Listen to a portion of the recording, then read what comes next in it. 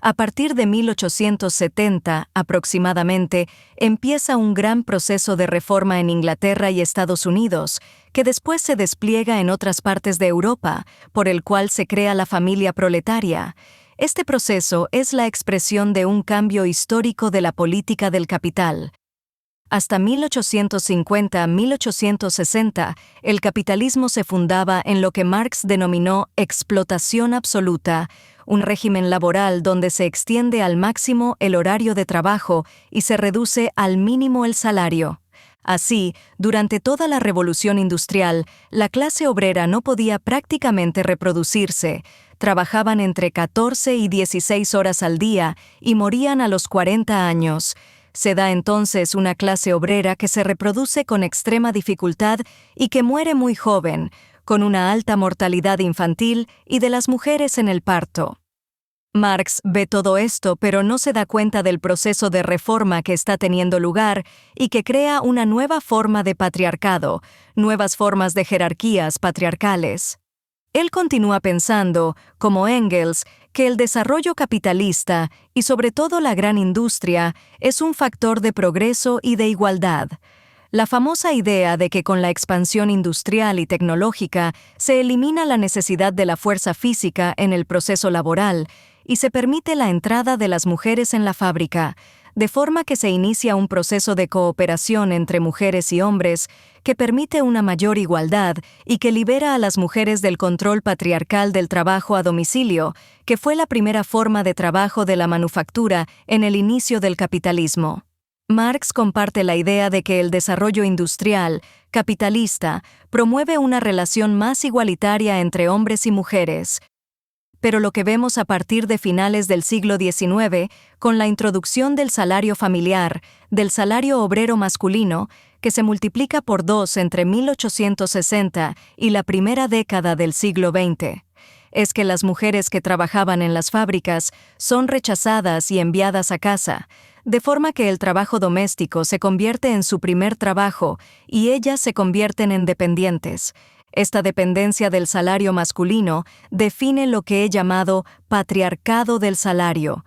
A través del salario se crea una nueva jerarquía, una nueva organización de la desigualdad. El varón tiene el poder del salario y se convierte en el supervisor del trabajo no pagado de la mujer, y tiene también el poder de disciplinar. Esta organización del trabajo y del salario, que divide la familia en dos partes, una asalariada y otra no asalariada, crea una situación donde la violencia está siempre latente. Esta nueva organización de la familia supuso un giro histórico. Permitió un desarrollo capitalista imposible antes.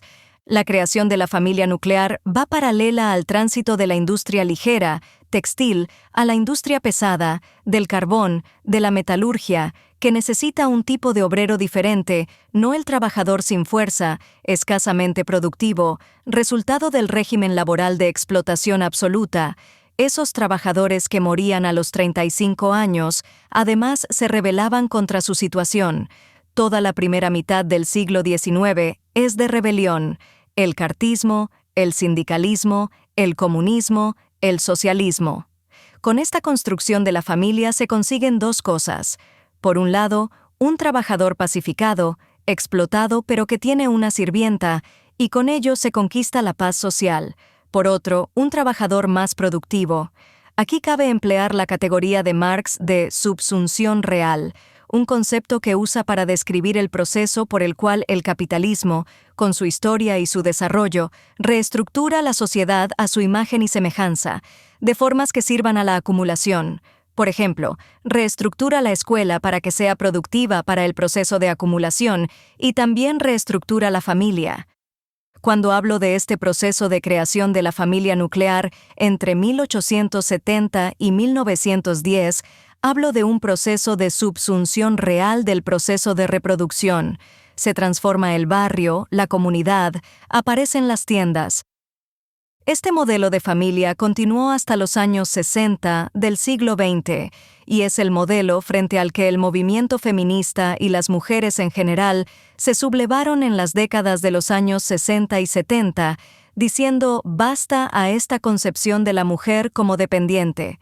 El feminismo ha significado una búsqueda de autonomía, de rechazo al sometimiento de las mujeres en la familia y en la sociedad, como trabajadoras no reconocidas y no pagadas, una sublevación contra la naturalización de las tareas domésticas y por el reconocimiento como trabajo del trabajo doméstico. Fue a partir de esta rebeldía que mujeres como yo, y como las que he mencionado más arriba, llegamos a Marx. En la izquierda, lo habitual era estudiar a Marx, a los padres del socialismo, pero verificamos que no había mucho allí para comprender nuestra situación. Así empezamos una crítica de su obra y el análisis de toda el área de la reproducción, toda un área de explotación que Marx había ignorado. En este momento de crítica a Marx, nosotras usábamos a Marx. Él nos dio herramientas para criticarlo. Por ejemplo, cuando Marx dice que la fuerza de trabajo se debe producir, que no es natural, como hemos visto antes, a nosotras nos pareció muy acertado, pero pensamos, sí, es el trabajo doméstico el que produce la fuerza de trabajo. Ese trabajo no se reproduce solo a través de las mercancías, sino que en primer lugar se reproduce en las casas. Y empezamos una labor de reelaboración, de repensar las categorías de Marx, que nos llevó a decir que el trabajo de reproducción es el pilar de todas las formas de organización del trabajo en la sociedad capitalista.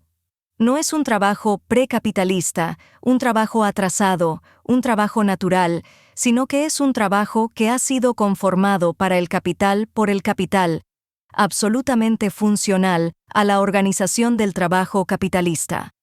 Nos llevó a pensar la sociedad y la organización del trabajo como formado por dos cadenas de montaje. Una cadena de montaje que produce las mercancías y otra cadena de montaje que produce a los trabajadores y cuyo centro es la casa. Por eso decíamos que la casa y la familia son también un centro de producción de fuerza de trabajo. Analizamos también el salario, que no es una cierta cantidad de dinero, sino una forma de organizar la sociedad. El salario es un elemento esencial en la historia del desarrollo del capitalismo porque es una forma de crear jerarquías, de crear grupos de personas sin derechos, que invisibiliza áreas enteras de explotación como el trabajo doméstico, al naturalizar formas de trabajo que en realidad son parte de un mecanismo de explotación. También revisitamos la historia de la acumulación originaria, el concepto de Marx, tomado de Adam Smith, para describir el momento histórico que creó las condiciones de existencia del capitalismo. Como es sabido, Marx expuso que fue un proceso de desposesión, de expulsión del campesinado de la tierra y que incluyó también la esclavitud y la colonización de América. Lo que Marx no vio es que en el proceso de acumulación originaria no solo se separa al campesinado de la tierra, sino que también tiene lugar la separación entre el proceso de producción para el mercado, producción de mercancías, y el proceso de reproducción, producción de la fuerza de trabajo. Estos dos procesos empiezan a separarse físicamente y además a ser desarrollados por distintos sujetos. El primero es mayormente masculino, el segundo femenino, el primero asalariado, el segundo no asalariado. Con esta división de salario, no salario, toda una parte de la explotación capitalista empieza a desaparecer. Este análisis fue muy importante para comprender los mecanismos y los procesos históricos que llevaron a la desvalorización y la invisibilización del trabajo doméstico y a su naturalización como el trabajo de las mujeres. En mi investigación me encontré un evento histórico extraordinariamente importante, la Caza de Brujas, que no tuvo lugar solo en Europa sino también en América Latina. Allí fue exportada por misioneros y conquistadores, desde la zona andina hasta Brasil, donde se usó contra las revueltas de los esclavos.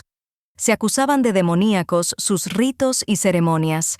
La caza de brujas fue un evento fundante de la sociedad moderna que permitió generar muchas de sus estructuras, como la división sexual del trabajo, la desvalorización del trabajo femenino y, sobre todo, la desvalorización de las mujeres en términos generales, al crear y expandir la ideología de que las mujeres no son seres completamente humanos, sino seres sin razón, que pueden ser más fácilmente seducidas por el demonio, etc. En este sentido, abrió la puerta a nuevas formas de explotación del trabajo femenino. Volviendo a nuestro tiempo, creo que esta síntesis entre marxismo y feminismo es importante no solo para leer el pasado, para entender la historia del capitalismo, sino para entender lo que pasa hoy, para leer el presente. Nos permite entender que hoy somos testigos de una nueva ola de acumulación originaria, el proceso que Marx asignó al origen de la sociedad capitalista, que separa a los productores de los medios de su reproducción, que crea un proletariado sin nada más que su fuerza de trabajo, que puede ser explotado sin límite, etc. Este proceso, desde la década de los años 70, se reproduce de forma cada vez más fuerte a nivel mundial, como respuesta a las grandes luchas de los años 60, que debilitaron los mecanismos de control del sistema capitalista, las luchas anticoloniales, las luchas de los obreros industriales, las luchas feministas, de los estudiantes, contra la militarización de la vida, contra Vietnam. Todas pusieron en crisis los sistemas de dominación capitalistas. No es una coincidencia que a partir de finales de los años 70 empecemos a ver todos estos procesos que juntos se denominaron neoliberalismo. El neoliberalismo es un ataque feroz, en su común denominador, a las formas de reproducción a nivel global. Empieza con el extractivismo, la privatización de la tierra, los ajustes estructurales, el ataque al sistema de bienestar, a las pensiones, a los derechos laborales. En este sentido, el proceso de reproducción tiene un papel central. Hemos visto que las luchas más potentes y significativas de los últimos años se han desarrollado no solo en los lugares de trabajo asalariado, que de hecho están en crisis, sino fuera de ellos. Luchas por la tierra, contra la destrucción del medio ambiente, contra el extractivismo y la contaminación del agua, contra la deforestación. Y cada vez más, a la cabeza de estas luchas, encontramos mujeres que comprenden que hoy no se puede separar la lucha por una sociedad más justa, sin jerarquías, no capitalista, una sociedad no fundada sobre la explotación del trabajo humano. No se puede separar de la lucha por la recuperación de la naturaleza y la lucha antipatriarcal. Son una misma lucha que no se puede separar. En este contexto, una visión marxista feminista, con los aportes y críticas del marxismo que vengo describiendo, nos puede ayudar a liberarnos de algunas ideologías. Por ejemplo, una de ellas, presente en Marx y también en algunos importantes marxistas de la actualidad, defiende la idea de que el desarrollo capitalista es necesario porque es una fuente de progreso y por sí mismo nos lleva a un proceso de emancipación. En nuestros días existe un movimiento llamado aceleracionista, que quiere acelerar el desarrollo capitalista porque entiende este desarrollo como un factor de emancipación. Otro ejemplo son los marxistas autónomos, que piensan que el capitalismo, al verse obligado en esta fase a usar la ciencia y el conocimiento, también se ve obligado a dar más autonomía a los trabajadores. Muchos entienden entonces que el desarrollo capitalista genera más autonomía para los trabajadores. Creo que una mirada marxista feminista, y para mí feminista significa, centrada en el proceso de reproducción, nos permite contestar estas visiones. Porque como decía una compañera ecuatoriana, lo que muchos llaman desarrollo, nosotras lo llamamos violencia. El desarrollo hoy significa violencia, expulsión, desposesión, migración, guerra. También se dice que el capitalismo crea las condiciones materiales para superar la escasez y para liberar a los seres humanos del trabajo. Se piensa que el capitalismo, con el desarrollo tecnológico y científico, necesita cada vez menos trabajo. Esta óptica, desde mi punto de vista, es muy masculina y entiende el trabajo solo como producción de mercancías, porque si como trabajo se incluye el trabajo de cuidados, de reproducción de la vida, que continúa siendo estadísticamente el mayor sector de trabajo en el mundo, es obvio que la inmensa mayoría de este trabajo no se puede tecnologizar. Se tecnologizan algunas partes. Por ejemplo, muchas personas usan la televisión para cuidar a los niños, o sueñan con que pequeños robots limpien y hagan todas las tareas. Incluso se anuncia que se convertirán en compañeros de piso. Creo que esta no es la sociedad que queremos. Pie de página número 2. en relación con la maternidad subrogada, intentan convencernos de que es parte de la emancipación de las mujeres y del control sobre nuestros cuerpos, pero en realidad es una manifestación de la explotación brutal de muchas mujeres en el mundo, que no solo se ven obligadas a vender su fuerza de trabajo, sino también los productos de su procreación. No hay nada que celebrar de esta entrada en el mercado. Muchas mujeres liberales decían en los años 70, el problema no es el mercado, sino que no estamos en el mercado. Hoy podemos afirmar que el mercado se ha ampliado tanto que se pueden vender hijos e hijas. Esto no es emancipación, sino una nueva forma de esclavitud. De hecho, procesos semejantes tenían lugar en las plantaciones, como ha denunciado Angela Davis. Las mujeres pobres procrean para los que pueden permitirse la paternidad o maternidad, al igual que las esclavas eran obligadas a procrear para luego ver cómo se llevaban a sus hijos e hijas para venderlos como esclavos. Esto está pasando ahora y debemos denunciarlo. No podemos ser cómplices de una venta internacional de niños y niñas. Un efecto de esta mercantilización es que se alimenta una imagen degradante de la maternidad al mostrarla como algo mecánico. El cuerpo de la mujer parece como un contenedor que no tiene creatividad alguna. La creatividad reside en los que la han inseminado. El cuerpo de la mujer es solo un lugar de paso. Debemos denunciar todas las cuestiones implicadas en esta forma de maternidad. Termina pie de página. Nos están preparando para una sociedad en la que las personas estén cada vez más aisladas. Creo que podemos afirmar que esto no encaja en una óptica emancipatoria. El feminismo nos permite corregir las visiones marxistas actuales que piensan que la tecnología puede ser emancipatoria en sí misma. Para concluir, quiero destacar que el problema del trabajo de reproducción y de su desvalorización es un problema construido en una sociedad en la cual este trabajo no es particularmente degradante o poco creativo en sí mismo, como desafortunadamente muchas feministas piensan también. Ha sido convertido en un trabajo que oprime a quien lo realiza porque se realiza en condiciones que quedan fuera de nuestro control.